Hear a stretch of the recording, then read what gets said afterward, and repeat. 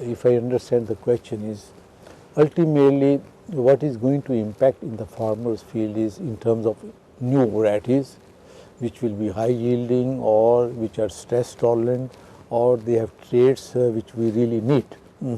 So until as that thing happen, like in is mentioned this last speaker in nutrition, I mean say we are lagging behind. I mean say even though we talk about food and nutrition skill tree, but the actual examples are very few, like cassava or Napo, vitamin A maize or quality protein.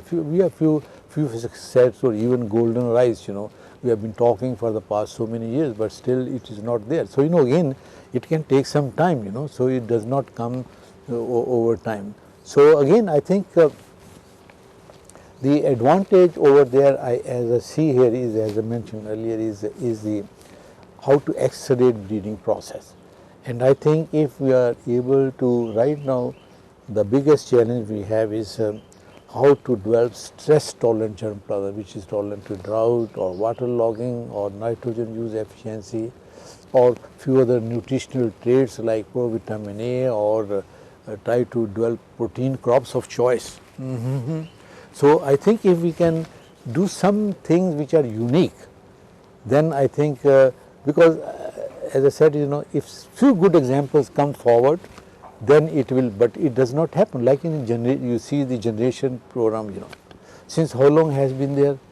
Only now recently we start seeing the cassava or provitamin A. So there is gestation period, all depending on which crops we are dealing with, because ultimately will also depend on the ability to produce enough seed to go to the farmer's field.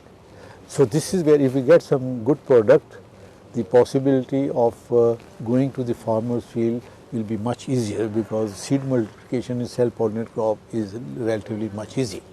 On the other hand, if we develop some product which will ultimately be used in a hybrid program to make a hybrid, so this is where I think it will take a little bit more time. So I am giving you the team will depend on what kind of product that we want to release to the farmer. So if it is a product which is directly coming out of genomic program, which can just be multiplied quickly, deployed in the field, so things can come maybe in a very short period of time. But for others, it will take a little bit longer time if it's a hybrid or any other product which is so again time frame will differ, but even if it comes, it will take some time. I mean, look even the biotech crops.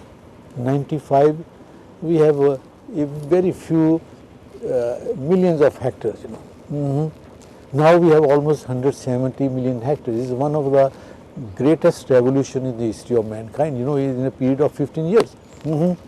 From few millions to 170 million, even though the crops remain still limited, is maize, cotton, soybean and canola, and few traits again insecticide resistant, herbicide resistant.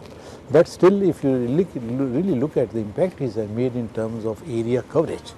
In 15 years, covering 170 million hectares is a very, very achievement, very big achievement.